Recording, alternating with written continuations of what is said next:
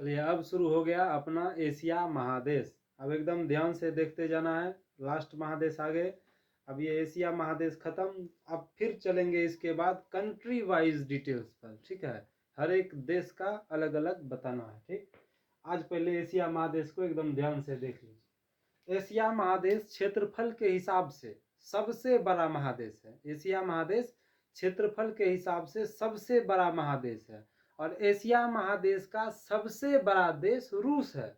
सबसे बड़ा देश रूस है, लेकिन जनसंख्या के मामले में सबसे बड़ा देश भारत, उसके बाद अब चाइना हो गया है, ठीक है। उसके बाद अब चाइना। तो सबसे बड़ा देश रूस, क्षेत्रफल की दृष्टि से सबसे बड़ा महादेश खुद अपने हो गया कौन, एशिया। और एशिया का सबसे बड़ा देश क्षेत्रफल के हिसाब से रूस, जनसंख्या में सबसे बड़ा भारत, दूसरा सबसे बड़ा जनसंख्या में चाइना, ठीक। और दुनिया एशिया महादेश में सबसे छोटा देश मालदीव है, जिसकी राजधानी माले है, हिंद महासागर में स्थित है, ठीक है। 5 गो महासागर भी है, वो सब भी बताएंगे। पहले आज महादेश कंप्लीट हो जाएगा, आज या ना हो कल, लेकिन पूर्ण रूप से कंप्लीट हो जाएगा, ठीक।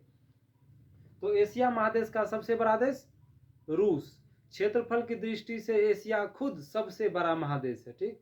सबसे बड़ा देश इसका हो गया रूस, उसके बाद इसका सबसे छोटा देश मालदीव, जिसकी राजधानी है माले, ठीक। और जनसंख्या की दृष्टिकोण से एशिया का सबसे बड़ा देश क्या, दुनिया का सबसे बड़ा देश हो गया भारत। तो एशिया का तो वाजिबन है कि होवे करेगा। और दूसरा सबसे बड़ा देश जनसंख्या के दृष्टिकोण से चाइना, पता होगा जनसंख्या के बारे में, ठीक। अब आगे देखिए, एक चैलेंजर नाम का गर्त आता है। गर्त मतलब होता है खाई, इंग्लिश में इसको कहते हैं ट्रेंच, इंग्लिश में इसको कहते हैं ट्रेंच। तो एशिया का एक चैलेंजर गर्त है, नाम याद रखिएगा एकदम, चैलेंजर, चैलेंज करना सब जानते होंगे। चैलेंजर गर्त जो प्रशांत महासागर में स्थित है, और यह चैलेंजर गर्त एशिया का है। किसका है, एशिया का है। और जनसंख्या के दृष्टिकोण से यहाँ लिख दिया, सबसे आगे कौन है एशिया महादेश में, सबसे आगे है भारत, ठीक। और चैलेंजर नाम का गर्त है स्थित प्रशांत महासागर में, लेकिन ये गर्त है, गर्त मतलब खाई, खाई को इंग्लिश में ट्रेंच, गर्त रहे या खाई रहे या ट्रेंच लिखा रहे हिंदी में या इंग्लिश में, बतवा एक के, ठीक है। तो एशिया का सबसे बड़ा देश लिख दिए हैं रूस, रूस की राजधानी क्या है, मॉस्को है। अब देखिए, रूस एक ऐसा देश है जो एशिया और यूरोप दोनों महादेश में है, ठीक। इसका 80%, किसका 80%, रूस का 80% भाग एशिया में आ जाता है, ठीक। और 20% भाग, 20% भाग रूस का वो चला जाता है आपका किसमें, यूरोप महादेश में। अब इस क्षेत्रफल के हिसाब से क्या होना चाहिए कि 80% अगर जिधर है तो नाम तो वो होना चाहिए, लेकिन नहीं, नाम पड़ता है यूरोप का। दुनिया में सबसे छोटा है ऑस्ट्रेलिया, उसके बाद जो ऑस्ट्रेलिया से जो बड़ा है वो है यूरोप महादेश, ठीक। यूरोप महादेश में रूस का मात्र 20% भाग जाता है, ठीक। सबसे बड़ा आ जाता है आपका रूस, और रूस का 20% भाग इसलिए उधर चला गया, मतलब नाम आ जाता है यूरोप में, कि रूस की राजधानी मॉस्को और रूस का सबसे बड़ा शहर सेंट पीटर्सबर्ग, ये सब जो है सेंट पीटर्सबर्ग, और रूस की राजधानी है मॉस्को, रूस की राजधानी मॉस्को और कुर्स्क, ये सब इंपोर्टेंट इंपोर्टेंट जगह जो है वो चल गया है 20% वाला एरिया में। इसलिए ये जो 80% वाला भाग है वो यूरोप एशिया के गिनती में आ गया, और 20% भाग चला गया यूरोप महादेश में। अगर ये राजधानी रूस का राजधानी भी अगर इसके इधर रहता, 80% में आ जाता, तो ये पूर्ण रूप से एशिया में ही आ जाता, ठीक है।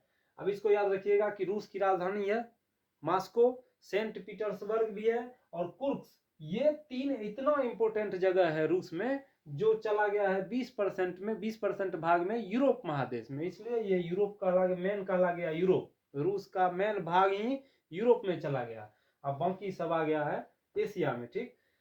अब यहाँ सबसे बड़ा है, सब लिख दिए हैं कि एशिया क्षेत्रफल के दृष्टिकोण से सबसे बड़ा महादेश है। चैलेंजर नाम का गर्त प्रशांत महासागर में स्थित है, लेकिन है एशिया महादेश का।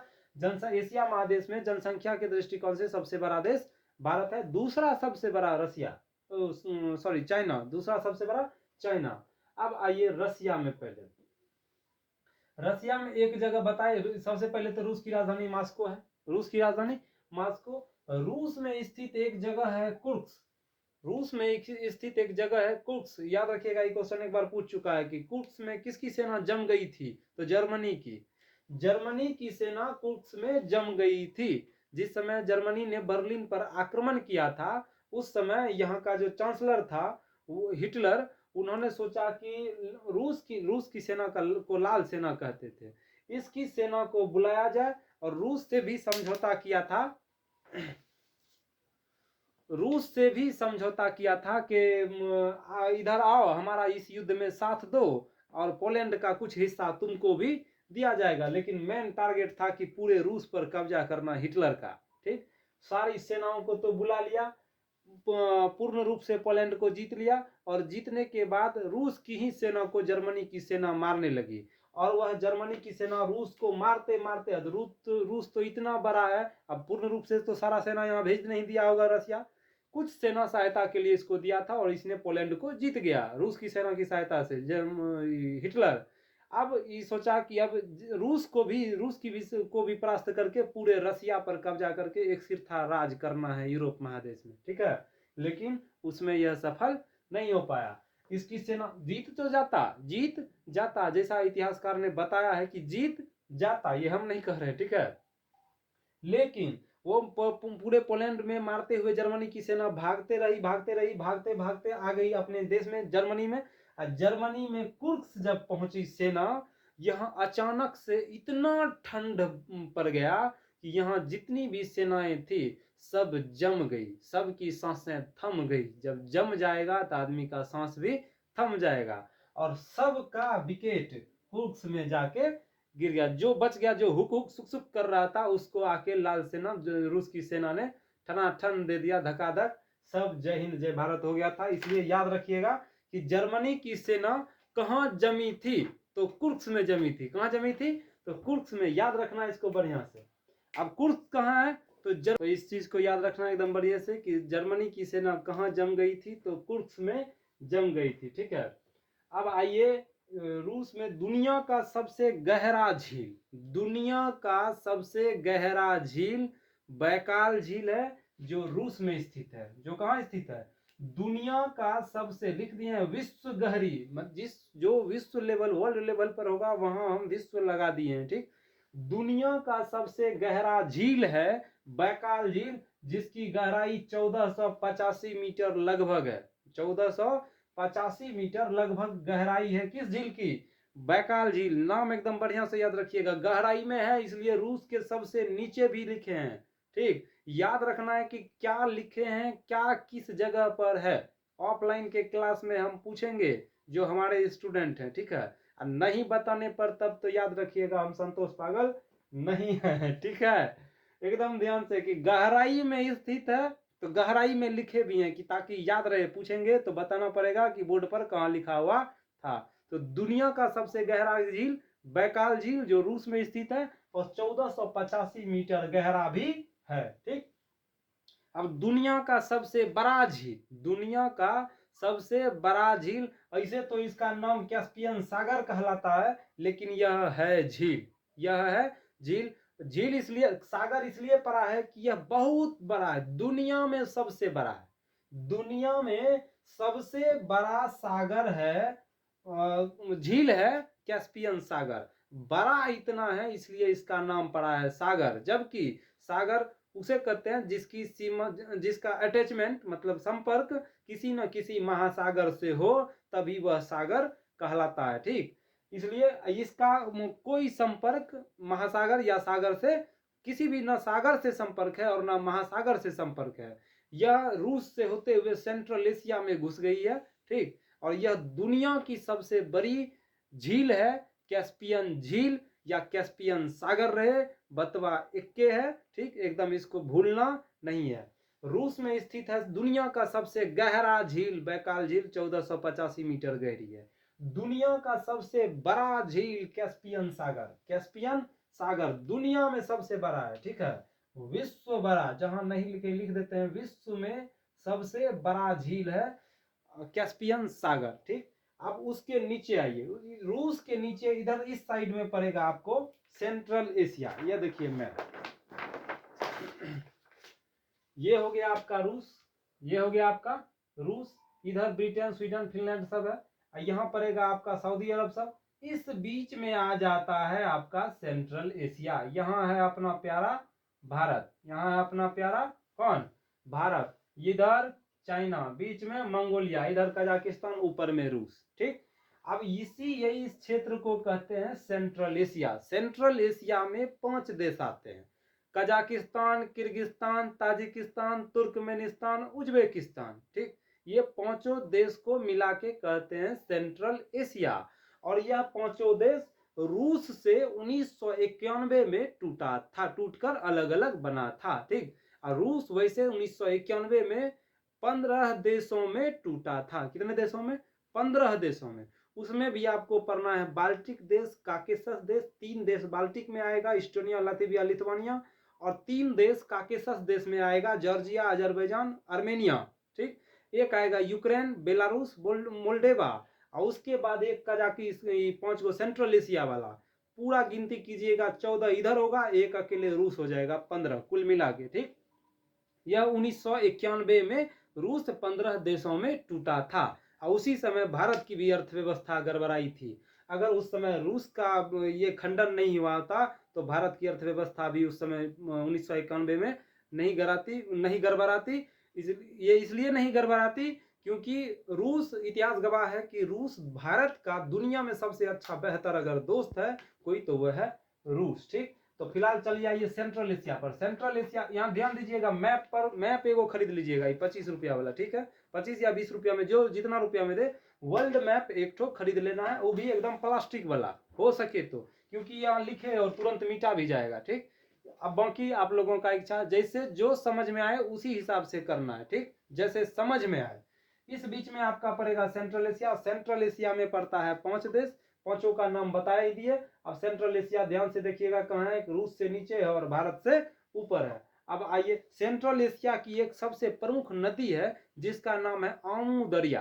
आमू दरिया सेंट्रल एशिया की एक प्रमुख नदी है जिसका नाम है आमू दरिया। इसको एकदम बढ़िया से याद रखिएगा। ठीक है, अब आइए ऊपर, यही है आपका सेंट्रल एशिया जो अभी आपको दिखाए थे। Central Asia Kazakhstan, Kyrgyzstan, Tajikistan, Turkmenistan और उज्बेकिस्तान। दूगो क, दूगो त, एगो उ।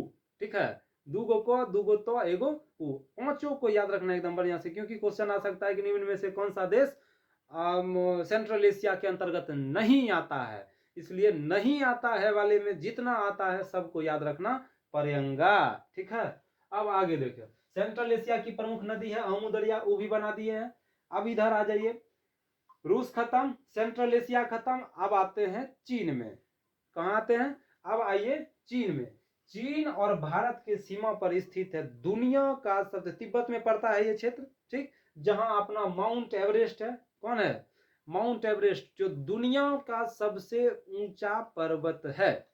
माउंट एवरेस्ट, जिसकी लंबाई लगभग, जब याद रखिएगा ऊंचाई और गहराई हर हमेशा लगभग में भी बढ़ भी सकता है और घट भी सकता है। हाइट है, अब पीछे से कोई नीचे से कोनो पत्थर उतर भवर गया तो हाइट नीचे आएगा ना, और कभी कभी फिर मलबा जमते जमते जमते जमते जमते फिर उसका हाइट ऊपर जाएगा। इसलिए जब भी मीटर हो या गहराई हो या ऊंचाई हो, ये लगभग में ही लिखना है, एक्यूरेट नहीं। ठीक है, क्योंकि किसी भी समय ये बढ़ भी सकता है और घट भी सकता है। तो दुनिया की सबसे ऊंची चोटी का नाम है माउंट एवरेस्ट। कहाँ है, माउंट एवरेस्ट। यह भारत और चाइना के बॉर्डर पर तिब्बत वाले इलाके में पड़ता है। किस इलाके में, तिब्बत। अब माउंट एवरेस्ट पर चढ़ाई नेपाल के नामची बाजार से शुरू किया जाता है। याद रखिएगा, नेपाल के नामची बाजार से तिब्बत में माउंट एवरेस्ट पर चढ़ाई शुरू की जाती है, जो दुनिया की सबसे ऊंची चोटी है और इसका हाइट है 8850 मीटर लगभग। ठीक, अब माउंट एवरेस्ट वाले क्षेत्र में ही, इसी क्षेत्र में पंच पोखरी पाई जाती है। पंच पोखरी झील, इसको याद रखिएगा बढ़िया से। ठीक, पंच पोखरी झील, ध्यान से देखिए मैप पर कहाँ लिखे हैं। इधर है हिमालय पर्वत और इधर बनाए हैं दुनिया का सबसे ऊंचा पठार। दुनिया का सबसे ऊंचा पठार जिसका नाम है पामीर का पठार, या इसको इंग्लिश में कहते हैं रूफ ऑफ द वर्ल्ड।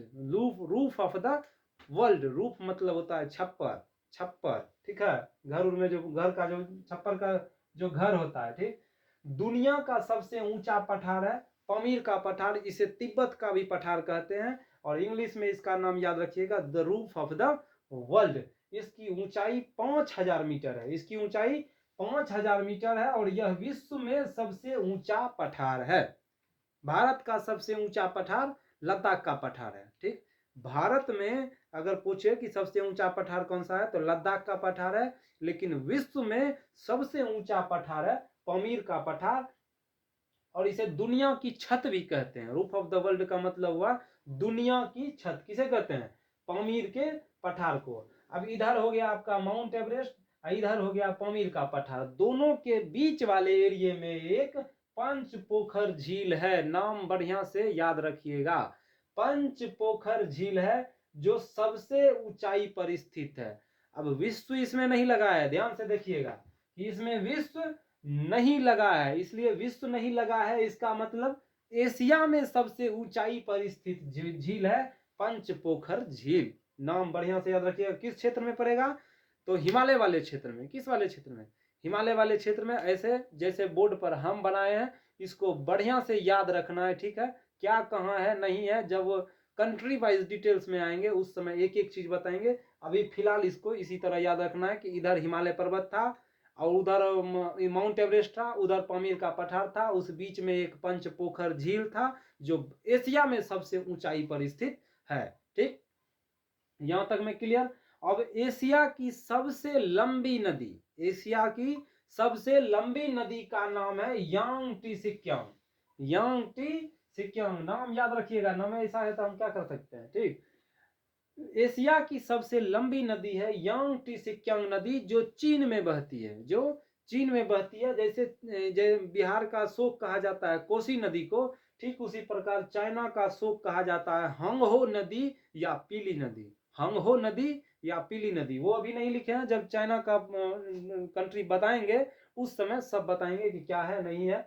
दुनिया एशिया का सबसे बड़ा मरुस्थल गोबी मरुस्थल वही है, तकलामकन वही है, मंचूरिया का मैदान वही है, कोरोना वहीं से हुआ था, सब वही है। ठीक है, इसलिए जब वहां पहुंचेंगे तब बताएंगे। अभी फिलहाल याद रखना है कि एशिया की सबसे लंबी नदी का नाम है यांगटी सिक्यांग। यांगटी सिक्यांग। अब इसमें देखिए रूस में एक चीज मिस हो गया, वो भी देख लीजिए। दुनिया का सबसे लंबा रेलवे लाइन, कौन लाइन? रेलवे लाइन, डबल पटरी। ठीक, दुनिया का सबसे लंबा रेलवे लाइन है जिसका नाम है ट्रांस साइबेरियन रेल मार्ग। एकदम बढ़िया से याद रखिएगा। एक बताए थे ऑस्ट्रेलिया महादेश में भी, जो सिडनी से पर्थ जाता था, जो सिडनी से पर्थ जाता था, जिसका नाम था ट्रांस ऑस्ट्रेलियन रेल मार्ग या ट्रांस कॉन्टिनेंटल रेल मार्ग। ये था ऑस्ट्रेलिया महादेश में। ठीक, वो 7000 प्लस था शायद। ठीक, अभी एशिया महादेश में जो रेल मार्ग है वो भी सिर्फ रूस का, अकेले रूस का बर्खोयांश से, बर्खोयांश पर जाता है आपका साइबेरिया वाले क्षेत्र में। जहां बताए थे कि साइबेरिया एक द्वीप है जहां सूर्योदय सबसे पहले होता है। जो क्वेश्चन पूछा जाता है एग्जाम में, पूछा गया था कि सूर्योदय का देश कहा जाता है जापान को, लेकिन हम बता देते हैं कि जापान से भी आगे पड़ता है आपका साइबेरिया, और सूर्योदय सबसे पहले साइबेरिया में होता है। वहां मनुष्य विहीन प्राणी है, मतलब कोई भी मनुष्य वहां नहीं रहता है, इसलिए साइबेरिया का नाम पहले नहीं आता है, इसलिए उसके बाद आ जाता है जापान। तो सूर्योदय सबसे पहले कहाँ होता है? तो जापान में। ठीक, इसको इस तरह से। सूर्यास्त कहाँ होता है? तो ब्रिटेन में। इसका मतलब क्या हुआ? सूर्योदय होता है पूरब में, तो जापान कहाँ होगा? पूरब में। साइबेरिया कहाँ होगा? पूरब में। और सूर्योदय सूर्यास्त का देश किसको बोले? ब्रिटेन को। ब्रिटेन कहाँ होगा? सूर्य किधर अस्त होता है? पश्चिम में, तो ब्रिटेन होगा पश्चिम में। मतलब सबसे पूरब में जापान, उससे पूरब में उससे आगे साइबेरिया, और सबसे पश्चिम में आ जाता है अपना ब्रिटेन। ठीक, इसलिए उसे सूर्यास्त का देश भी कहते हैं। अब सूर्य दुनिया का सब एशिया महादेश का सबसे ठंडा जगह पकड़ाएगा आपको बर्खोयांश। एशिया महादेश का सबसे ठंडा जगह बर्खोयांश। अब बर्खोयांश कहाँ है? तो रूस में है।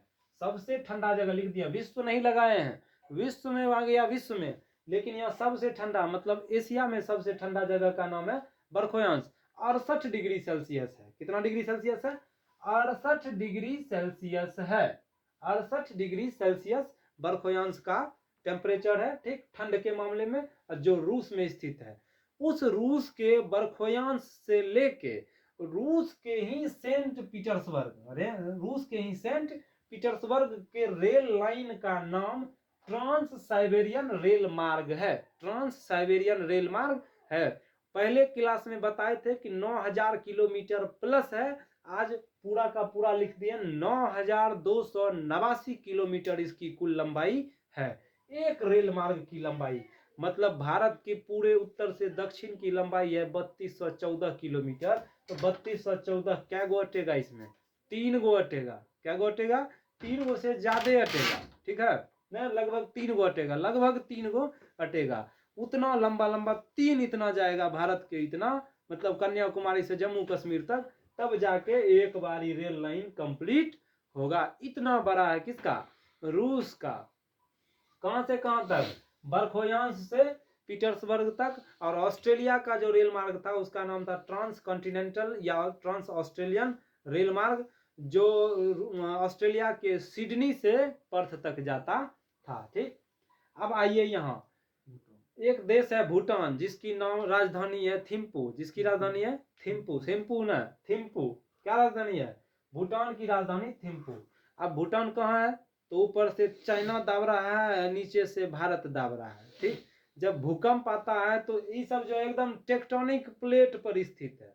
भूटान हुआ, नेपाल हुआ, ये सब लगभग लगभग टेक्टोनिक प्लेट किसको कहते हैं ये भी बताएंगे। ठीक है, 7 बड़े टेक्टोनिक प्लेट हैं और 20 छोटे टेक्टोनिक प्लेट हैं। और सबसे अधिक भूकंप टेक्टोनिक प्लेट के जो बीच में पकड़ा जाता है उसी पे आता है। लेकिन याद रखना है कि भूटान पकड़ाता है, भूटान और नेपाल टेक्टोनिक प्लेट पर, ठीक, 2 टेक्टोनिक प्लेट के बीच में। लेकिन दुनिया में सबसे ज्यादा भूकंप जापान में आता है, क्योंकि कि सबसे ज्यादा भूकंप प्रशांत महासागर में आता है और प्रशांत महासागर में स्थित है जापान, इसलिए सबसे अधिक भूकंप जापान में आता है। ठीक, ऐसे ये भूटान जो है टेक्टोनिक प्लेट पर स्थित है। 2 टेक्टोनिक प्लेट बताइए कि ये 7 गो है, बताएंगे, सब बताएंगे एक बगल से। फिलहाल इसको जो डायरेक्ट बता रहे हैं यहाँ से डायरेक्ट याद रखना है। भूटान को तरित झंझावात का देश कहा जाता है, इसे इंग्लिश में इसे कहा जाता है land of Thunderbolt. Land of Thunderbolt का देश भूटान को कहा जाता है, क्योंकि यह टेक्टोनिक प्लेट के 2 टेक्टोनिक प्लेट के बीच में है, वो भी यूरेशियन प्लेट के, यूरोप और एशिया प्लेट के बीच में स्थित है। इसलिए निरंतर भूकंप आते रहता है, इसलिए इसका नाम पड़ा है तरित झंझावात का देश। इंग्लिश में इसे कहते हैं लैंड ऑफ थंडरबोल्ट। ठीक, अब उसके नीचे अपना कौन आएगा? सारे जहां से अच्छा हिंदुस्तान हमारा। अब भारत के सबसे बड़े राज्य का नाम उत्तर प्रदेश। सबसे बड़े राज्य का नाम उत्तर प्रदेश। उत्तर प्रदेश के बाद एक राज्य है यूपी, जिसको यूपी कहते हैं। क्या कहते हैं? यूपी। यूपी का एक जिला है गाजीपुर। भारत के एक राज्य उत्तर प्रदेश, उत्तर प्रदेश का एक मशहूर जिला गाजीपुर, गाजीपुर का एक मशहूर गांव, मशहूर गांव गहमर गांव। कौन गांव? गहमर गांव एशिया का सबसे बड़ा गांव है। याद रखिएगा एकदम बढ़िया से कि एशिया का सबसे बड़ा गांव गमहर गांव उत्तर प्रदेश के गाजीपुर जिला में स्थित है। यह अब आगे भारत में। ठीक, और उसके बाद आएगा, ये तो सबको पता होगा लगभग लगभग को, कि भारत में सबसे, विश्व में सबसे अधिक वर्षा कहाँ होती है? तो मानसीराम मेघालय में, मौनीसराम मेघालय में या चेरापूंजी में। ऑप्शन में मौनीसराम रहा तो चेरापूंजी नहीं रहेगा, और चेरापूंजी रहेगा तो मौनीसराम नहीं रहेगा। इसलिए दोनों को नाम याद रखिएगा, जो रहेगा उसी को दीजिएगा।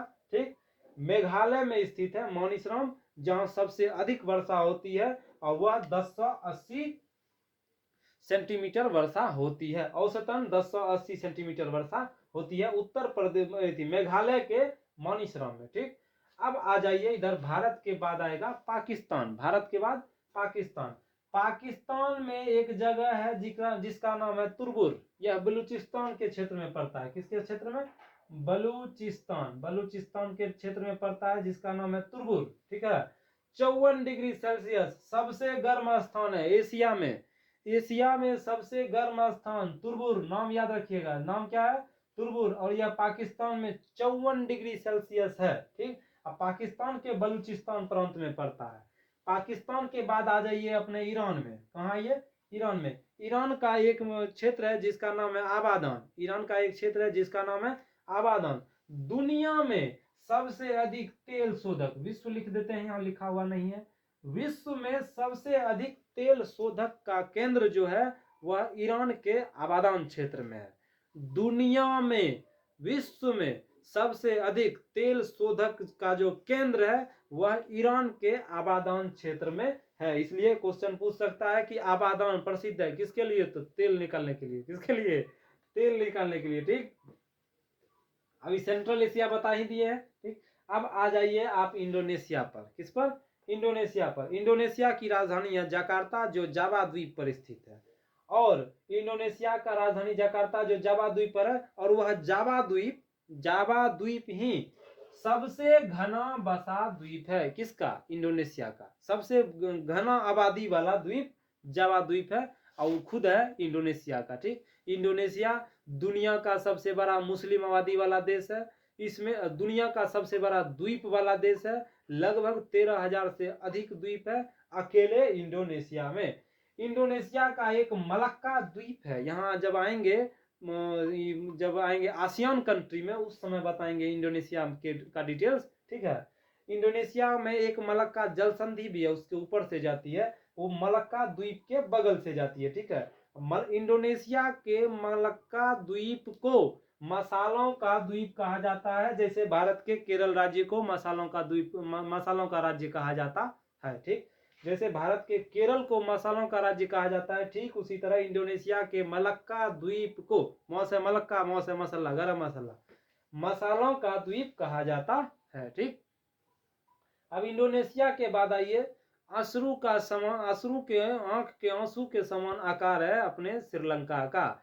इस अश्रु के आकार के श्रीलंका को हिंद महासागर की मोती भी कहते हैं। याद रखना एकदम बढ़िया से। ठीक, हिंद महासागर की मोती कहते हैं। किसे कहते हैं? श्रीलंका को कहते हैं। और इसका आकार आंख से गिरने वाले आंसू के समान होता है। ठीक है, उसके बाद अब बतवे किए कि एशिया का सबसे छोटा देश है। किसका छोटा देश है?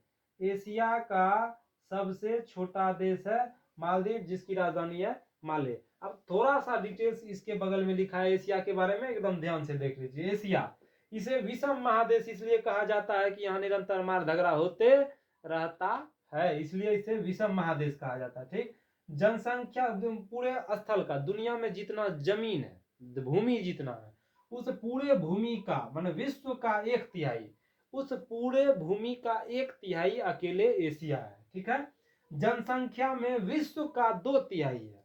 जनसंख्या में विश्व का 2/3 और स्थल का 1/3। बढ़िया से याद रखिएगा, स्थल में 1/3, अब जनसंख्या में 2/3 अकेले एशिया है। ठीक, सभी धर्मों की अधभूमि कहा जाता है एशिया को। सभी धर्मों की अधभूमि कहा जाता है एशिया को। इसे सभ्यता का पालना भी कहा जाता है। मानव सबसे पहले अफ्रीका महादेश में आया, वह मानव असभ्य था, ऐसे ही नंग दरंग घूमता था। यह धीरे धीरे एशिया में आया। एशिया में आने के बाद धीरे धीरे इसमें सभ्यता आने लगी, कपड़ा लत्ता सब पहनने लगा। ठीक है, इसलिए मनुष्य का पालना कहा जाता है अफ्रीका महादेश को, लेकिन सभ्यता का पालना कहा जाता है अपने एशिया महादेश को। ठीक है, तो सभी धर्मों की अधभूमि कहा जाता है एशिया को, सभ्यता का पालना भी कहा जाता है एशिया को। एशिया का जो भारत देश है एशिया में, वह फल उत्पादन में सबसे बड़ा है। तो एशिया में फल उत्पादन में सबसे बड़ा देश अपना भारत। और उसके बाद जलयान, जलयान मतलब समझ में आता है ना, पानी में चलने वाला जो जहाज होता है, सबमरीन होता है, जो भी होता है, सब, बुलेट ट्रेन भी अब चलने लगी पानी के अंदर में। ठीक है, तो सब सर्वाधिक जलयान बनाने वाला देश एशिया में कहिए या विश्व में कहिए, विश्व लगा देते हैं, इससे आगे कोई नहीं हो सकता है। ठीक है, विश्व में सर्वाधिक जलयान बनाने वाला देश अकेले जापान है। ठीक, और उसके बाद एक चीज और लिखा है कि विश्व में, सॉरी, एशिया में, विश्व इसमें नहीं लगा है, एशिया में गन्ना का उत्पादक देश सबसे अधिक भारत और बांग्लादेश है। ठीक, वही बांग्लादेश जिसका काल मंडरा रहा है। ठीक है, इसका भी विकेट जल्दी गिरने वाला है, तैयारी चल रहा है, कुछ ना कुछ होगा जरूर। ठीक, इसलिए इस सब को एकदम बढ़िया से ध्यान रखना है, एक भी चीज मिस नहीं होना चाहिए। नहीं तो आगे तब तो आप लोग खुद ही समझदार हैं। इसलिए अब जय हिंद, जय भारत। अब आगे जो बचा है वो अगले बोर्ड में एशिया कंप्लीट।